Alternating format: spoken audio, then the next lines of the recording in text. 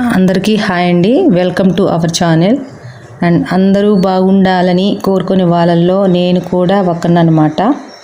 ఇంకా నా సబ్స్క్రైబర్లకి స్పెషల్గా అయితే హాయ్ అండి. ఇవాళ వంట చేసుకుంటూ మీతో ఒక మంచి కబుర్ని నేను షేర్ చేసుకుంటానండి. అలాగే బఠానీ రైస్ ఎలా చేసుకుంటానో కూడా చూపిస్తానండి. మామూలుగా పిల్లలు స్ప్రౌట్స్ అయితే కొంతమంది అయితే తినరండి. మా ఇంట్లో పిల్లలు అయితే అసలు తినరు. కొంతమంది అయితే బాగా తింటారండి. వాళ్ళ కోసం అయితే అవసరం లేదు. ఇలా తినకుండా ఉండే పిల్లల కోసం అయితే మనం ఈ విధంగా లంచ్ బాక్సులు చేసి పంపిస్తే మాత్రం ఖచ్చితంగా అయితే తింటారండి.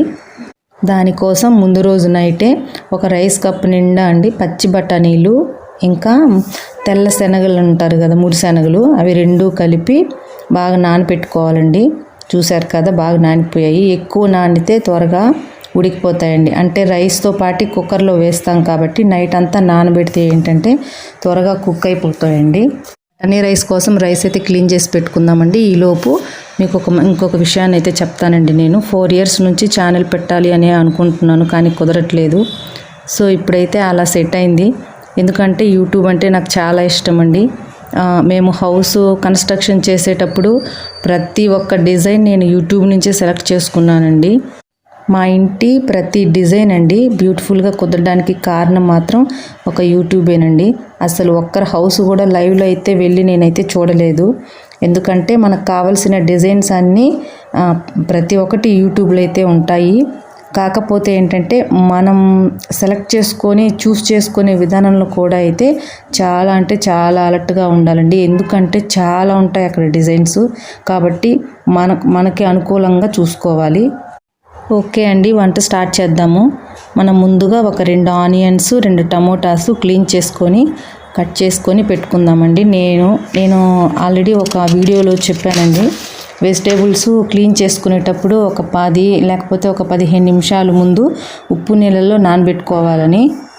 ఎందుకంటే పురుగుల మందు అవి స్ప్రే చేసి ఉంటారు కదండి, అవి మనకి కళ్ళకైతే కనిపించవు. అవి అలాగే కొన్ని అయితే అంటుకొని పోయి ఉంటాయి. ఇలా ఉప్పు నీళ్ళలో నానబెడితే ఏంటంటే క్లీన్ అయిపోతుంది. సో అప్పుడు మనం హ్యాపీగా అయితే వంట చేసుకోవచ్చు. నేను 2 టమోటాలైనా సరేనండి ఉప్పు నీళ్ళలో నానబెట్టుకుంటాను. అంతకుముందైనా ఎప్పుడైనా మిస్ అయ్యేదానండి. మీకు చెప్పిన తర్వాత మాత్రం ఒక్కరోజు కూడా అయితే మిస్ అవ్వట్లేదు. ఎందుకంటే నేను చెప్పాను కాబట్టి ఖచ్చితంగా అయితే ఫాలో అవ్వాలి. ఇకపోతే నెక్స్ట్ ఈ బఠానీ రైస్ కోసం నేను కుక్కర్లోనే చేస్తానండి. ఎందుకంటే శనగలు, బఠానీలు ఇవన్నీ బాగా బాయిల్ అయిపోతాయి. దీనికోసం చిన్న కుక్కర్ ఒకటి తీసుకొని క్లీన్ చేసి పెట్టుకుంటున్నానండి.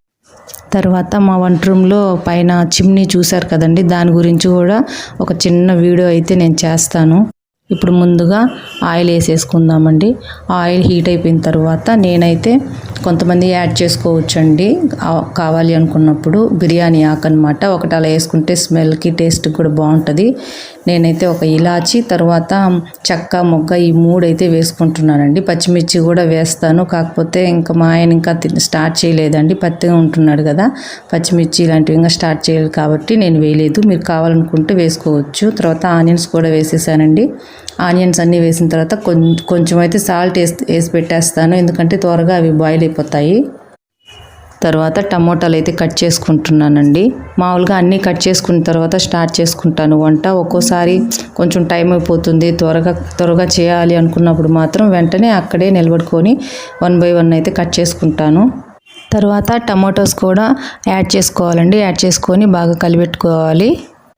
ఇప్పుడు రైస్ ఇంకా నానబెట్టుకున్న ఈ బఠానీలు అన్నీ క్లీన్ చేసుకుందామండి. ఇవి కడిగేసిన తర్వాత కూడా వాటర్ కూడా పడేయండి. నేను ఇవి కింద బాల్కనీలో ఉన్న చెట్లకైతే పోసేస్తానండి మొత్తం. ఇప్పుడు టమాటా బాగా మగ్గిందా లేదా అనేసి ఒకసారి మూత తీసి చూద్దామండి. బాగా మగ్గిపోయింది. ఈ మగ్గిపోయిన దాంట్లో ఏంటంటే కొంచెం అల్లం వెల్లుల్లి పేస్ట్ అయితే యాడ్ చేస్తున్నాను నేను. ఇలా యాడ్ చేసిన తర్వాత 1 నిమిషం పాటు మూత పెట్టేసి సిమ్లో కానీ పెట్టేసామంటే బాగా మగ్గిపోద్దండి. ఎందుకంటే అల్లం వెల్లుల్లి పేస్ట్ ముందుగానే ఆయిల్లో కానీ ఇట్లా మనం మగ్గించామంటే టేస్ట్ బాగుంటుందండి. తర్వాత చూద్దాం ఒకసారి. బాగా వేగిపోయిందండి ఇది. నేను ఏమైనా కొంచెం సిమ్లోనే పెట్టుకొని చేసుకుంటానండి. నేనైతే ఫాస్ట్గా అయితే చేసుకోలేను. చాలా అంటే నాకు టైం అంతా కిచెన్లోనే వంటకాడే ఎక్కువ లాగేస్తుంది. బాగా వేగిపోయిన తర్వాత నీళ్లు ఫస్ట్ యాడ్ చేసుకోవాలండి. అంటే 1 కప్పుకి నేను 2 కప్స్ వాటర్ తీసుకుంటాను. అంటే నేను 2 కప్స్ రైస్ తీసుకున్నానండి. బఠానీలు, ముడి శనగలు 2 కలిపి అయితే ఒక కప్ తీసుకున్నాను. అంటే 2 కప్స్కి 1 కప్ అండి, మళ్ళీ ఎక్కువ అయిపోతాయి. ఈ మూడిటికి కలిపి నేను 5 కప్పులు వాటర్ తీసుకున్నాను. సరిపడినంత సాల్ట్ వేసుకొని బాగా ఇవి ఇసురు కాగబెట్టుకోవాలండి. కాగబెట్టేసుకున్న తర్వాత ఇవి మనం క్లీన్ చేసి పెట్టుకున్నవి యాడ్ చేసుకోవాలి. తర్వాత ఇంట్లో కొత్తిమీర, పుదీనా ఏదైనా సరే ఉంటే 2, లేకపోతే మా ఇంట్లో కొత్తిమీర లేదండి, అయిపోయింది. పుదీనా ఉంది, చిన్న చిన్న బైట్స్గా అయితే కట్ చేసుకొని యాడ్ చేసుకోవడమే అండి. బాగా కలిపెట్టేసిన తర్వాత అయితే మూత పెట్టేస్తాను. అంతేనండి, కరెక్ట్గా 2 విజిల్సే రానిస్తాను. కొంచెం పెద్దవాళ్ళు ఎవరన్నా ఉండి మెత్తగా కావాలనుకున్నప్పుడు 3 విజిల్స్ అయితే పెట్టుకోవచ్చండి. తర్వాత దాంట్లోకి మంచి ఇంకనమాట రైతా అయితే బాగుంటుందండి. ఇలా కట్ చేసుకుంటున్నాను. మన పిల్లలు స్ప్రౌట్స్ ఇలాంటివి తినరు కదా అనేసి వాటికి సంబంధించి మొత్తం వేసామనుకోండి, అసలుకే మోసం వస్తుంది అనమాట. 1 లేకపోతే 2 వేసే చేయాలండి. అసలు అన్నీ కలిపి తినడం కంటే కూడా 1 లేదా 2 మిక్స్ చేసుకొని కానీ తింటే వాటిలో ఉన్న ప్రోటీన్స్ అయితే మనకు బాగా అందుతాయి. ఓకే ఫ్రెండ్స్, ఒకసారి మీకు చూపిస్తాను చూడండి. చాలా బాగా రెడీ అయిపోయిందండి. అండ్ టేస్ట్ కూడా చాలా బాగా వచ్చింది. నెక్స్ట్ వీడియోలో కలుద్దామండి. ఇంకా నచ్చితే మాత్రం లైక్ చేయండి, ప్లీజ్ సబ్స్క్రైబ్.